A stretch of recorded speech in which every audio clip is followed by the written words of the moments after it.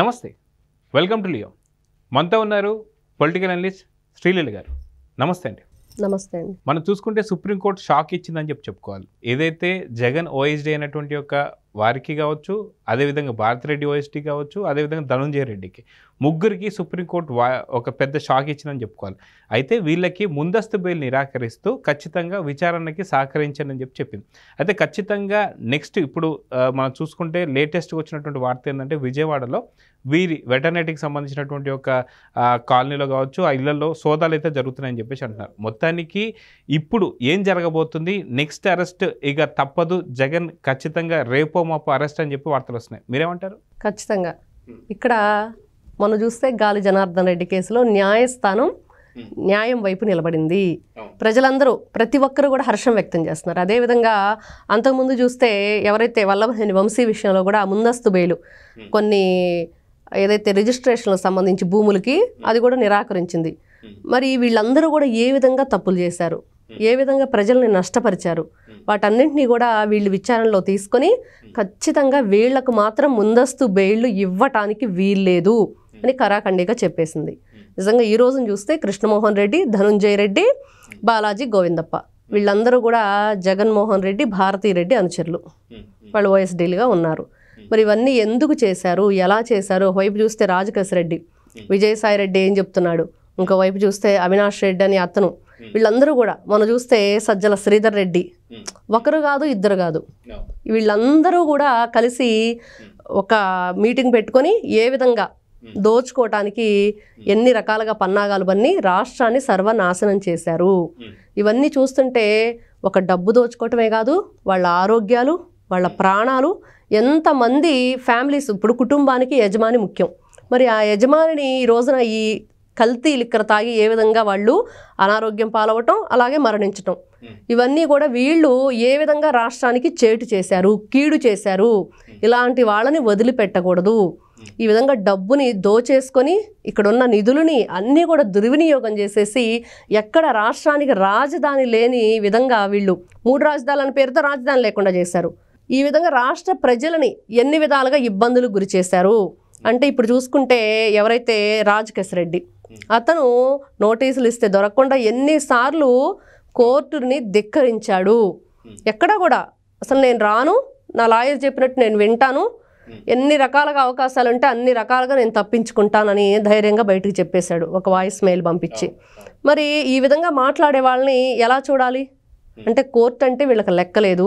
ఒక న్యాయస్థానానికి ఏ విధంగా మనం గౌరవించాలి అనేది మర్చిపోయి, అంటే చేసింది తప్పు, మళ్ళీ ఆ తప్పు చేసిన దానికి వీళ్ళు తప్పించుకోవడానికి ఇంకా 10 తప్పులు చేసేసి ఈ రోజున నిండా మునిగారు.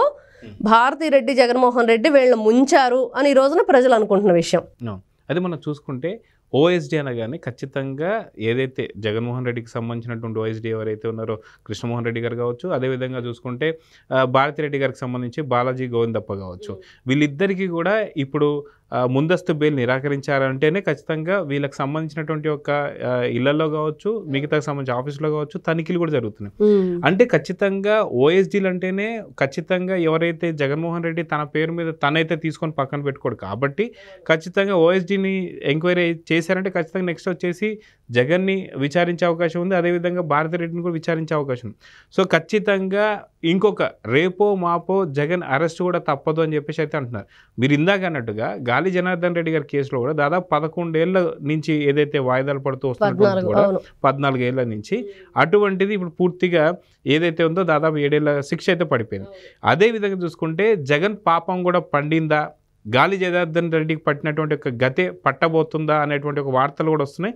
ఎందుకంటే వీళ్ళిద్దరిని కూడా ఓఎస్డీలకు సంబంధించి ఇప్పుడు విచారణ చేస్తున్నారు కాబట్టి. సో ఖచ్చితంగా భారతిరెడ్డి కూడా ఖచ్చితంగా ఇరుక్కోబోతుందా అంటే ఏమంటారు? ఖచ్చితంగా అండి. ఇక్కడ మనం చూసుకుంటే అతను కూడా 14 సంవత్సరాల నుంచి ఆ కోర్టులో ఇప్పుడు వచ్చింది కేసు. అదేవిధంగా జగన్మోహన్ రెడ్డి గారు మరి 12-13 సంవత్సరాల నుంచి ఈయన బెయిల్ మీద ఉంటాం. అదేవిధంగా కోడికత్తి సీన్ కూడా ఇతను ఎటువంటి ఆన్సర్ చేయకపోవటం, ఎక్కడా కూడా అసలు ప్రతి శుక్రవారం కోర్టుకు వెళ్ళవలసిన వ్యక్తి ముఖ్యమంత్రి హోదాలో ఉన్నప్పుడు ఒక్కరోజు కూడా కోర్టుకు వెళ్ళలేదు. ఎక్కడా కూడా తనకు సంబంధించి ఎటువంటి వాంగ్మూలం లేదు. ఇవన్నీ చూస్తూ ఉంటే వీళ్ళ పాపం పండింది. అసలు ఎన్ని విధాలుగా రాష్ట్రాన్ని సర్వనాశనం చేశారు ఈయన ముఖ్యమంత్రిగా ఉన్నప్పుడు. 2019 నుంచి 24 వరకు 1 కాదు 2 కాదు, ఒక అక్రమ ఆస్తులైనా మద్యపానం దగ్గర నుంచి ప్రతి ఒక్కటి మద్యం కుంభకోణం ఎన్ని విధాలుగా వీళ్ళు దోచుకున్నారంటే అసలు చాలా పగడ్బందీగా వీళ్ళు ఈ దొంగతనం చేశారు. ఇంత గజ దొంగల్ని ఎక్కడా చూడలేదు.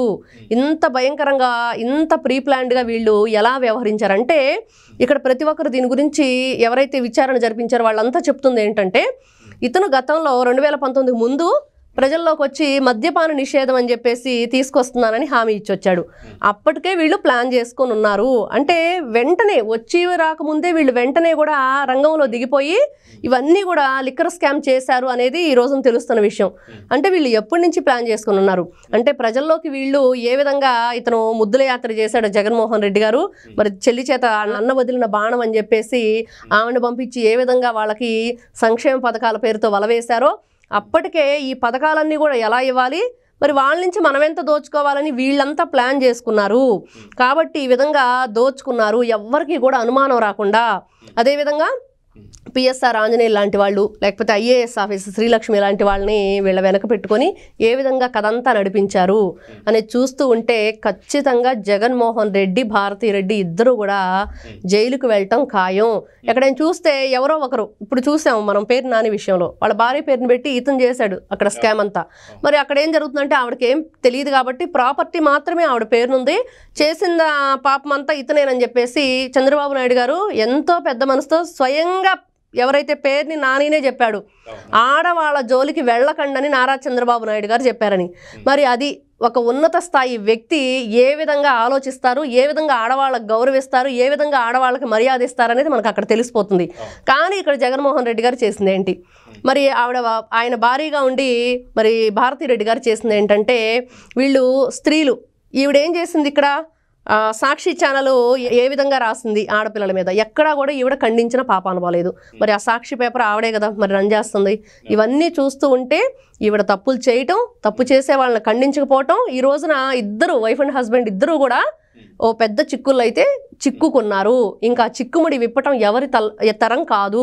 ఖచ్చితంగా వీళ్ళిద్దరికి జైలు శిక్ష ఖాయం అనేది ఈ రోజున కనిపిస్తుంది. అధికారిగా ఉన్నటువంటి ఒక ధనుంజయ రెడ్డి గారు కావచ్చు మొత్తానికి కలిపి ఖచ్చితంగా పూర్తి సాక్ష్యాధారాలతో పాటు ఇరికిచ్చేశాడు జగన్ అని చెప్పి కొన్ని వార్తలు వస్తున్నాయి. అయితే ఈ రకంగా చూసుకుంటే దాదాపు ఢిల్లీ లిక్కర్ స్కామ్ చూసాం, అది ఓన్లీ 100 నుంచి 150 కోట్లకు సంబంధించిన స్కామ్కే ఢిల్లీకి సంబంధించిన సీఎంగా పనిచేస్తున్న అప్పటి సీఎంగా పనిచేస్తున్నటువంటి ఒక ఏదైతే కేజ్రీవాల్ని అరెస్ట్ చేయడం మనం చూసాం. అదేవిధంగా డిప్యూటీ సీఎం సిసోడియాని అరెస్ట్ చేయడం చూసాం. అదేవిధంగా కవితను కూడా అరెస్ట్ చేయడం చూసాం. అలాంటి వాళ్ళకే 150 కోట్లకే ఇంత పెద్ద శిక్ష పడితే దాదాపు 1,00,000 కోట్లను కొంతమంది, లేదు 2 లక్షల కోట్లను కొంతమంది అంటుంటే దీనికి ఎలాంటి శిక్ష పడుతుంది? ఇదొక వైపు అయితే అదేవిధంగా గాలి జనార్దన్ రెడ్డికి మనం చూసాం ఎలాంటి అంటే దాదాపు ప్రాథమిక విచారణలో 4,300 కోట్లు ఏదైతే అని చెప్పేసి అన్నారు. కానీ ఇక్కడ ప్రాథమిక విచారణలో జగన్కి సంబంధించి ఈడీ కేసులో 43,000 కోట్లు, 4,300 కోట్లు, 43,000 కోట్లు. సో ఇప్పుడు గాలి జనార్దన్ రెడ్డికి 7 ఏళ్ల శిక్ష పడితే జగన్కి ఇంకెళ్ళని శిక్ష పడుతుందని చెప్పి ఒక అనేసి అంటున్నారు. సో మొత్తానికి ఏం జరగబోతుందని అయితే ఒక ఆసక్తికరమైనటువంటి అంశం అయితే ఉంది. సో చూద్దాం ఏం జరగబోతుంది. నమస్తే. Please subscribe to Leo news for more videos.